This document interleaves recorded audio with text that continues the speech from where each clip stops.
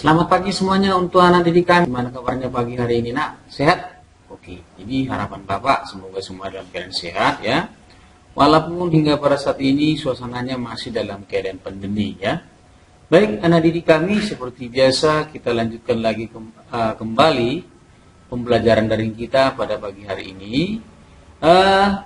Materi kita itu perancangan media promosi ya. Itu materi kita pada pagi hari ini. Tapi sebelum kita kupas lebih lanjut tentang materi ini, Bapak mengingatkan supaya anak didik kami yang belum menyelesaikan tugas, agar tugas itu diselesaikan secepat mungkin ya. Jangan diulur waktunya, nanti ntar tugasnya tambah menumpuk. Oke, langsung saja anak didik kami dengan materi kita pada pagi hari ini, perancangan media promosi ya, oleh saya sendiri Pak RC Jabat ya. Oke, langsung saja kita lanjutkan lagi. Anak didik kami, tujuan pembelajaran kita pada pagi hari ini ada 2 poin nak ya. Jadi yang pertama itu harapannya anak didik kami dapat memahami perancangan media promosi untuk pembuatan media promosi produk kerajinan. Yang kedua, siswa dapat memilih media promosi yang tepat untuk memasarkan produk kerajinan ya. Jadi itulah 2 hal yang menjadi tujuan pembelajaran kita pada pagi hari ini. Harapan Bapak semuanya fokus supaya tujuan ini tercapai. Oke? Sekarang kita teruskan. Baik, perancangan media promosi. Jadi perancangan media promosi ini berarti kan kita di situ membuat perencanaan. Media promosi yang mau kita buat itu seperti apa? Itu harus kita rancang terlebih dahulu ya. Nah, jadi apa-apa yang perlu kita rancang dalam media promosi? Yang pertama itu adalah menentukan target pasar promosi produk ya. Jadi kita harus bisa menentukan target pasar kita itu seperti apa ya.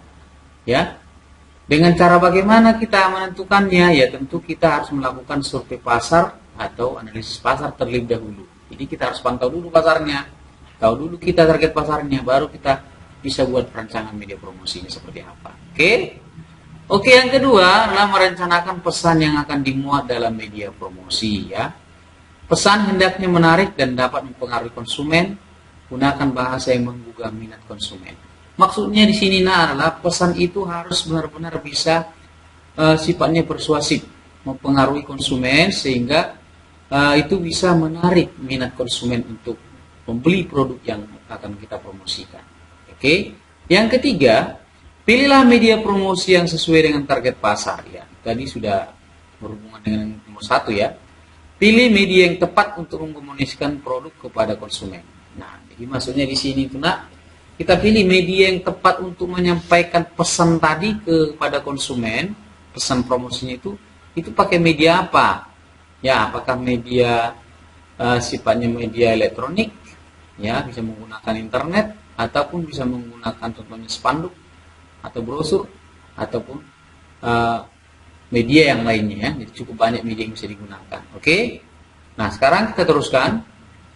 Ini nomor 4 ya, menentukan jangka waktu promosi. Jadi waktu promosi harus diperhitungkan guna mencegah terjadinya kebosanan bagi konsumen ataupun kerugian bagi perusahaan. Jadi maksudnya di sini nak, waktu promosi itu perlu kita atur berapa lama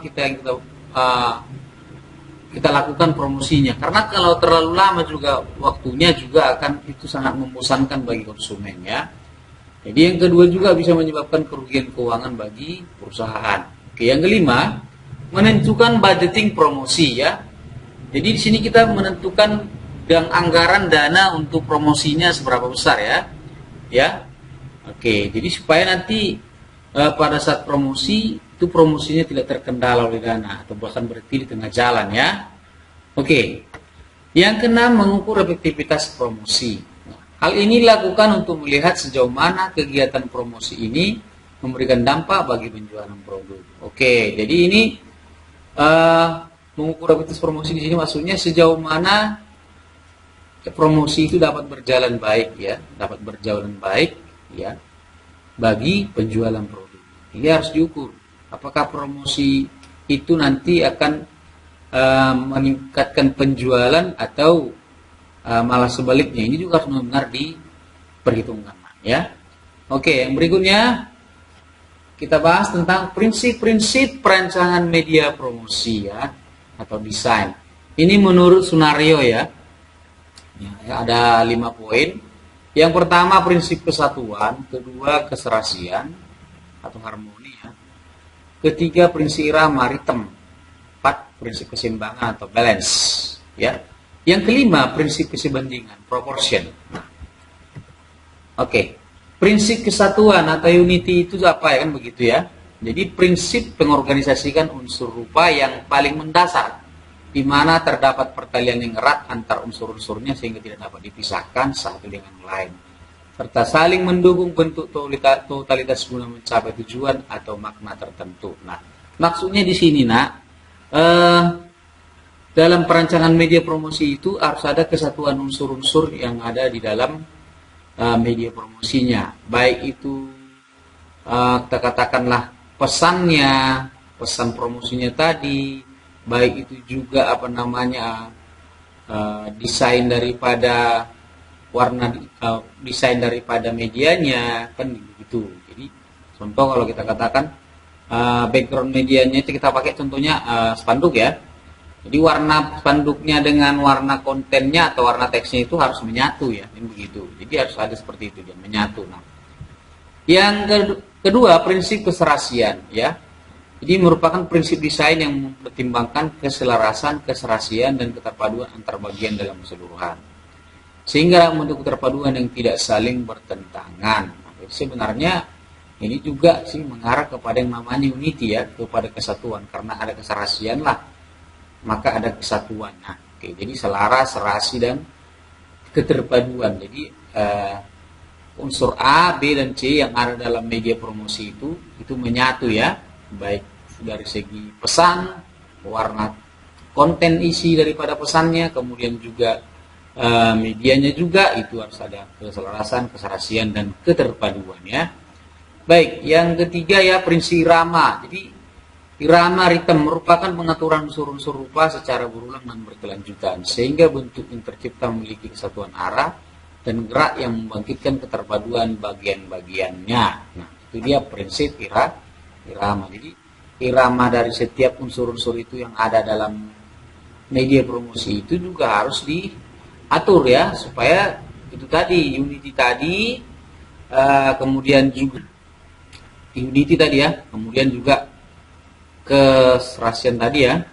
Nah, keserasian tadi juga itu tercapai, jadi saling terpaut semuanya ya. Oke, yang keempat prinsip keseimbangan. Jadi sebenarnya keseimbangan ini berkaitan dengan pengaturan bobot akibat gaya berat dan berhubungan bagian-bagian sehingga susunan dalam keadaan seimbang.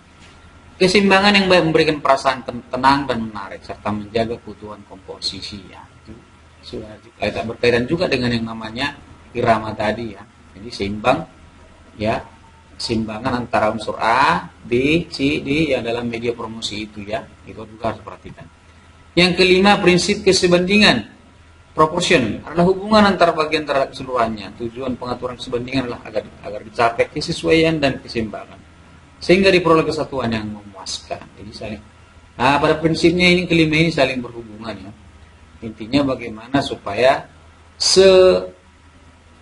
sebanding itu berarti kalau sebanding berarti sudah ada kesatuan, ada ada keseimbangan ya, ya. Oke, dan seirama itu dia. Oke, 5 itu menurut skenario tadi. Oke. Sekarang kesimpulannya apa kan begitu nak ya. Jadi kesimpulannya ada 2 ya. Perancangan media promosi produk kerajinan perlu memperhatikan beberapa aspek agar media promosi yang dibuat dapat berhasil guna. Itu 5 tadi menurut skenario ya. Kemudian yang kedua, dalam perancangan media promosi perlu memperhatikan prinsip-prinsip desain agar media promosi yang dibuat akan menghasilkan media promosi yang menarik. Oke, tadi yang perlu diperhatikan juga ada aspek-aspeknya. Kemudian yang kedua adalah prinsip-prinsip desainnya. Anak didik kami, inilah yang menjadi kesimpulan materi pembelajaran kita pada pagi hari ini. Senang sekali berbagi dengan anak didik kami. Mudah-mudahan materi pada pagi hari ini dapat kamu pahami ya. Nah, oke ya.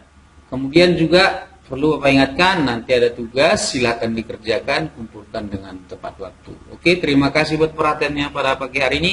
Sampai jumpa lagi.